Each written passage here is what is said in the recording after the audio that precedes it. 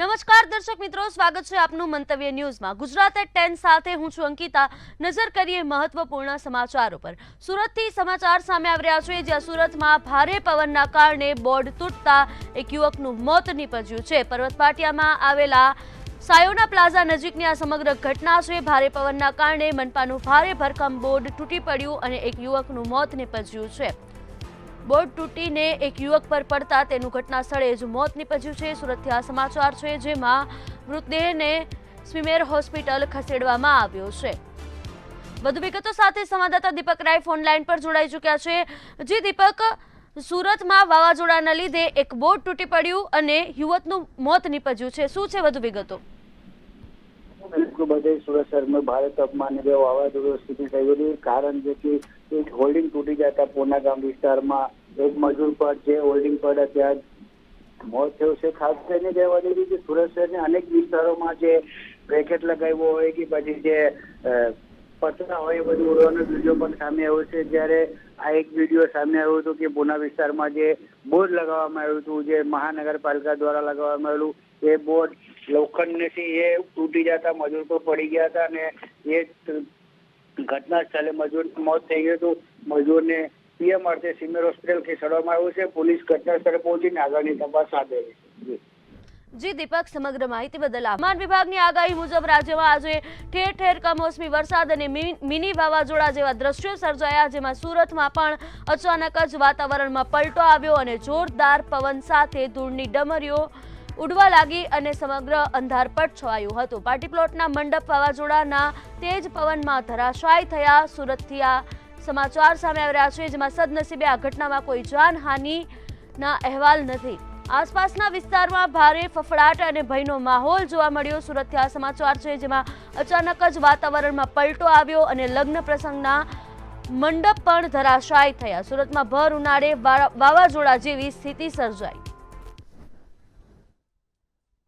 સુરત શહેરમાં અચાનક વાતાવરણ પલટ્યું છે। ખાસ કરીને જ્યારે વાવાઝોડું નાગાયું તો તે જોઈ શકો છો, જે હિસાબે ડુમ્બસ રોડ પર આવેલા કેલાસા જે પાર્ટી પ્લોટ છે, જે કરોડોને ખર્ચે બનાવવામાં આવેલો 2 મંજિલા જે પાર્ટી પ્લોટ છે, જેમાં લગ્ન થતા આજે એ ધરાશાયી થયું છે। જો હિસાબ છે, જે હિસાબે અહીંયા કોઈ જાનહાનિ નહીં, પણ જે હિસાબે આ ધરાશાયી થયું છે, અહીંયા કોઈ ગાડી પાર્કિંગ હોય કે કોઈ માણસ અહીંયા બેઠો હોય તો મોટી નુકસાન થઈ શકે છે। ખાસ કરીને સુરતના અલગ અલગ વિસ્તાર છે, ત્યાં જે રોડ પર બેરિકેડ લગાવ્યા હોય કે પછી જે લારી ગલ્લાને પતરાઓ એ બધા ઉડીને રોડ પર આવી ગયા છે। જે હિસાબે સુરતમાં અચાનક જ વાતાવરણમાં પલટું થયું છે, જે વાવાઝોડીને વચ્ચે જે વાતાવરણ પલટું થયું છે, જે હિસાબે સુરતમાં જે જોઈ શકાય છે આ કરોડોને ખર્ચે બનવામાં આવેલું જે પાર્ટી પ્લોટ છે, જે કૈલાસાને છે, અને ખાસ કરીને જે એમાં કરોડોની લગ્ન થતી હતી, શાદી થતી હતી, કંઈક બર્થડે પાર્ટી થતી, પણ જે આજે ખાસ કરીને વાવાઝોડુંમાં ધરાશાયી છે, જે હિસાબે સુરતમાં અચાનક જ વાતાવરણને પલટું થયું છે, તે લઈને સુરતમાં ભાગજીડી મચી ગઈ।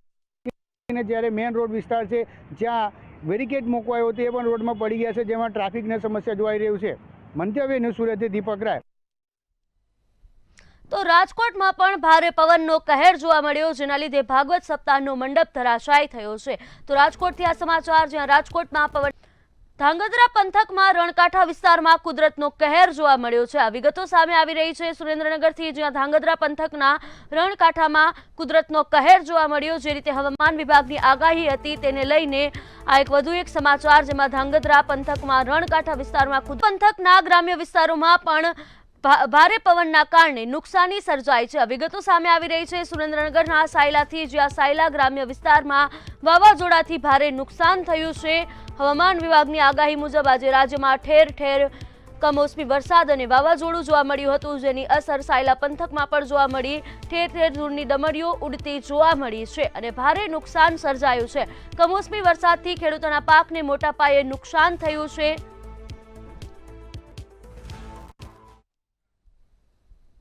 ખંભાતમાં એકાએક વરસાદ પડતા વાતાવરણમાં ઠંડક પ્રસરી છે। અસહ્ય ગરમી વચ્ચે કમોસમી વરસાદથી વાતાવરણમાં ક્યાંક ઠંડક પ્રસરી છે। ખંભાતમાં એકાએક વરસાદ પડતા વાતાવરણમાં ઠંડક પ્રસરી, જોરદાર પવન ફૂંકાતા સાથે જ વરસાદ પણ વરસ્યો। તો નવસારી શહેરના વાતાવરણમાં પણ પલટો આવ્યો છે। જે રીતે હવામાન વિભાગે આગાહી કરી હતી, રાજ્યમાં ઠેર ઠેર કમોસમી વરસાદનો કહેર જોવા મળ્યો છે, તે રીતે નવસારી શહેરમાં પણ વાતાવરણમાં અચાનક પલટો આવ્યો અને નવસારી જિલ્લામાં તેજ ગતિએ પવન ફૂંકાવા લાગ્યો હતો। આ સમાચાર સામે આવી રહ્યા છે, જેમાં પવન ફૂંકાતા વાતાવરણ ઠંડુગાર બનવા પામ્યું। વાતાવરણમાં ક્યાંક ઠંડક પ્રસરી અને મિની વાવાઝોડા જેવા દ્રશ્યો પણ સર્જાયા। દરિયાકાંઠે પણ તેજ ગતિએ પવન ફૂંકાયો હતો। નવસારી જિલ્લામાં તેજ ગતિએ પવન ફૂંકાતા વાતાવરણમાં ઠંડક પ્રસરી। જે રીતે હવામાન વિભાગની 3 દિવસ કમોસમી વરસાદની આગાહી હતી, તેને લઈને નવસારી શહેરમાં પણ વાતાવરણમાં પલટો જોવા મળ્યો અને તેજ પવન ફૂંકાવાના દ્રશ્યો પણ જોવા મળ્યા હતા। તો દરિયાના ખંભાતના વાતાવરણમાં પણ અચાનક પલટો જોવા મળ્યો। હવામાન વિભાગની આગાહી મુજબ આણંદના ખંભાતના વાતાવરણમાં પણ અચાનક પલટો આવ્યો છે અને તેજ પવનની ગતિ સાથે વરસાદ પણ જોવા મળ્યો છે। કમોસમી વરસાદની અસર આણંદના ખંભાતમાં પણ જોવા મળી। ખંભાતના વાતાવરણમાં પણ અચાનક પલટો આવ્યો। કાળા ડિબાંગ વાદળો જે છે તે જોવા મળ્યા હતા અને એકાએક પવન ફૂંકાતા ધૂળની ડમરીઓ પણ ઉડવા લાગી હતી। ખંભાતમાં પણ એકાએક વાતાવરણમાં પલટો જોવા મળ્યો હતો। ધૂળની ડમરીઓ ઉડવા લાગી હતી। આકાશમાં કાળા ડિબાંગ વાદળો છવાયા હતા અને ઠંડો પવન ફૂંકાવા લાગ્યો હતો।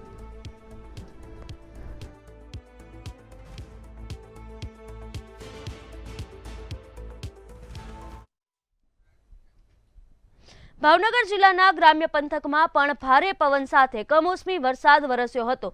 વલભીપુર, પાલીતાણા, ઉમરાળા, શિહોર, જેસર તેમજ તળાજા અને મહુવા તાલુકાના ગામડાઓમાં ભારે પવનના વંટોળ સાથે કમોસમી વરસાદ વરસ્યો હતો।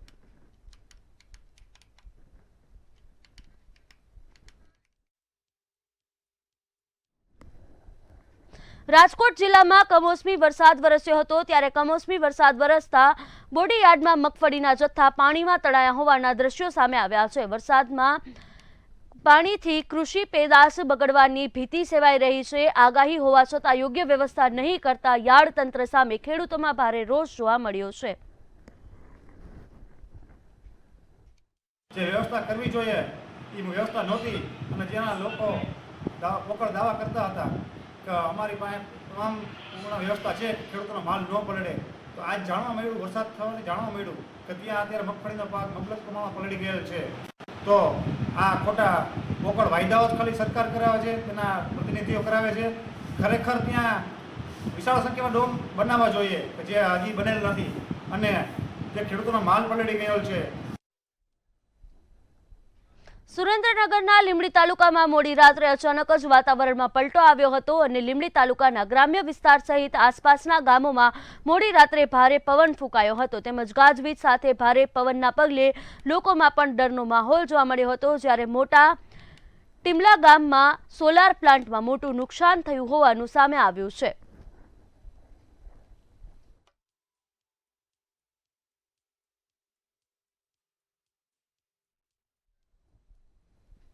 અમદાવાદ ક્રાઇમ બ્રાન્ચે એક મોટા ઓપરેશનમાં અમરાઈવાડી વિસ્તારમાંથી ₹2 કરોડથી વધુની કિંમતની બનાવટી ચલણી નોટ સાથે 6 શખ્સોની ધરપકડ કરી છે। સત્યમ યોગ ફાઉન્ડેશનની ગાડીમાં નકલી નોટોની હેરાફેરી થતી હતી, ત્યારે આ મામલે કોંગ્રેસ પ્રવક્તા ડોક્ટર મનીષ દોશીનું નિવેદન સામે આવ્યું છે। સુરતના આશ્રમમાં અનેક મહાનુભાવો એમની વારંવાર મુલાકાત લેતા હતા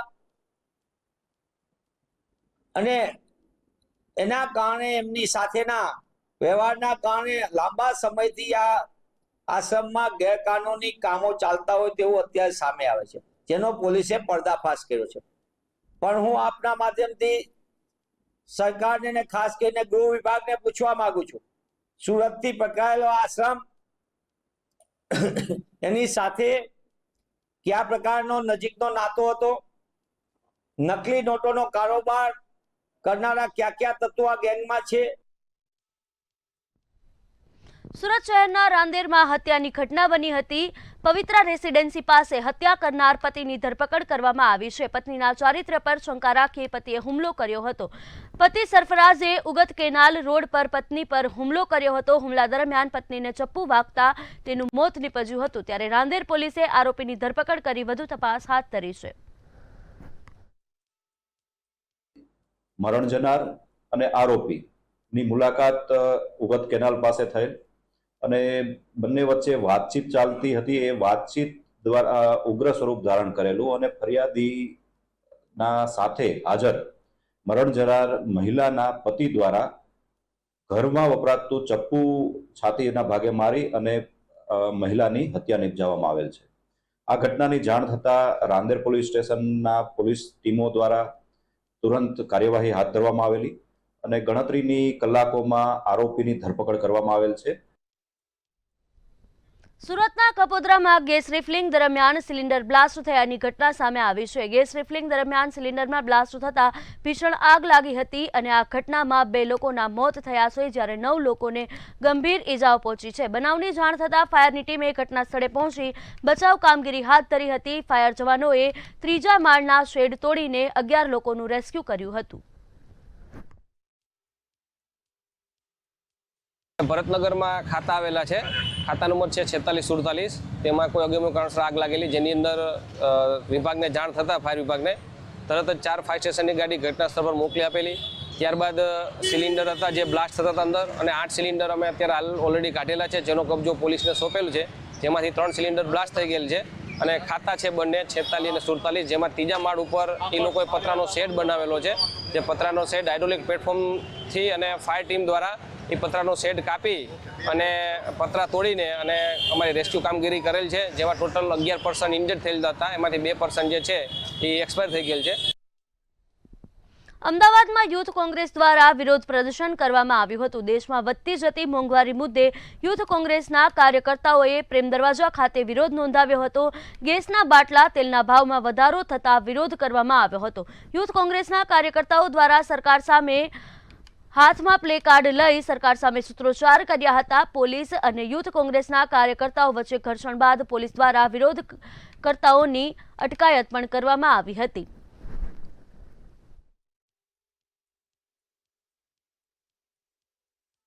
જોઈ શકો છો કે આખા વિશ્વમાં જે યુદ્ધની પરિસ્થિતિ સર્જાઈ છે, એની વચ્ચે ભારત દેશની અંદર એલપીજીની જે અછત સર્જાઈ છે, એની જગ્યાએ આપણા જે પ્રધાનમંત્રી છે, પ્રધાનમંત્રીએ તમામ ગેસ અહીંયા બાંગ્લાદેશમાં મોકલાવી દેવામાં આવે છે. પ્લસ જે 9200 ટન જે ગેસ અત્યારે એલપીજી મુન્દ્રામાં ઉતર્યો હોર્મોઝ રૂટ ઉપરથી આવીને, એ ગેસ ક્યાં છે? કાળા બજારની તમે રાહ જુઓ, કાળા બજારની રાહ જોઈ રહ્યા છો. નાગરિક પુરવઠાના અધિકારીઓ સૂઈ રહ્યા છે. જે બાટલા રાંધણ ગેસના ઘર માટેના વપરાશના છે તે કોમર્શિયલ જગ્યાએ વપરાઈ રહ્યા છે, અને અમુક જગ્યાએ તો જે હોટલો છે, જે હોટલો બંધ પડેલી છે, ગૃહિણીઓ ત્રસ્ત છે, પણ આ સરકારનું પેટનું પાણી હલતું નથી. યુથ કોંગ્રેસ દ્વારા મોંઘવારીને લઈને વિરોધ પ્રદર્શન છે તે કરવામાં આવી રહ્યું છે. તમામ જે યુથ કોંગ્રેસના જે કાર્યકર્તાઓ છે તેમના દ્વારા જે વિરોધ છે તે વિરોધ કરવામાં આવી રહ્યો છે. અત્યારે જે પોલીસ દ્વારા તમામ કાર્યકર્તાઓને ટીમમાં ટોળી આવનારા દિવસોમાં 48-16માં આ એનએસએ દ્વારા કાર્યક્રમ કરવામાં આવશે. જ્યાં સુધી ગેસનો ભાવ ઓછો કરવામાં નહીં આવે ત્યાં સુધી આ એનએસએ દ્વારા કાર્યક્રમ ચાલુ રહેવામાં આવશે. મોંઘવારીને લઈને અત્યારે જે વિરોધ છે તે વિરોધ કરવામાં આવી રહ્યો છે. પોલીસ દ્વારા જે તમામ કાર્યકર્તાઓ છે તેની અટકાયત છે તે અટકાયત કરવામાં આવી રહી છે, અને હાલ જે પોલીસ દ્વારા જે વિરોધ કરતા જે કાર્યકર્તાઓ છે તેમને અટકાયત છે તે અટકાયત કરવામાં આવી છે. શું કહેશો? પોલીસ દ્વારા અટકાયત પણ કરવામાં આવી.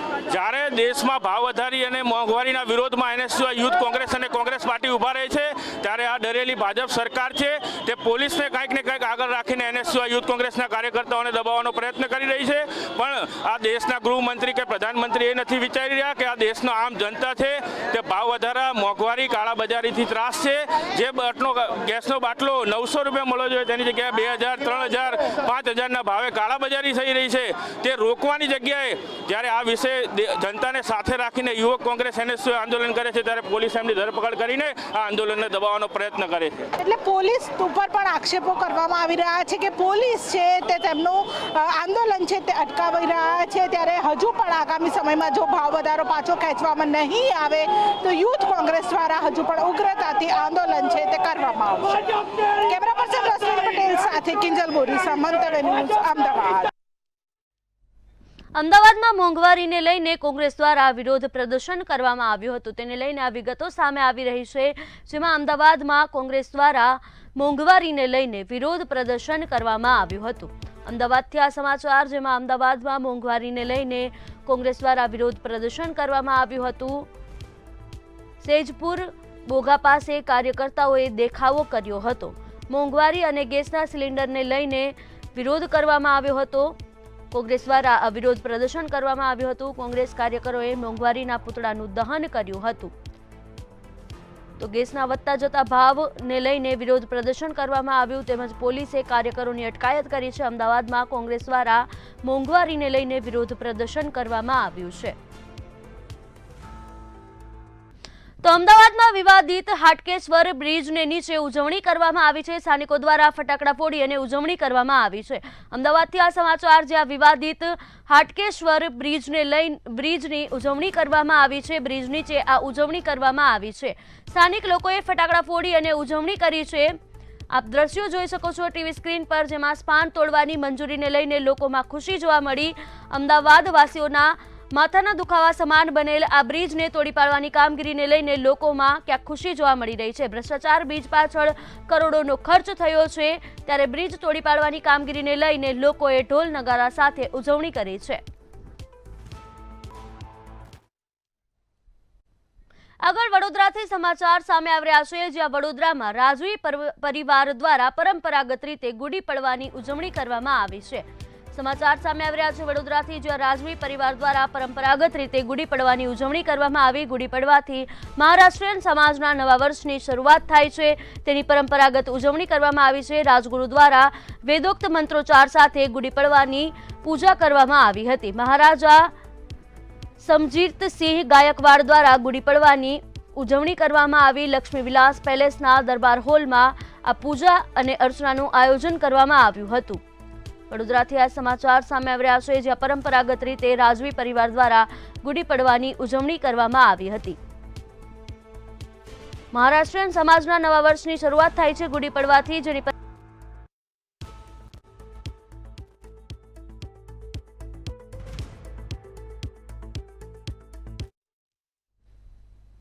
ગુજરાત એટ 10 માં હાલ બસ આટલું જ. વધુ સમાચાર માટે જોતા રહો મંતવ્ય ન્યૂઝ. નમસ્કાર.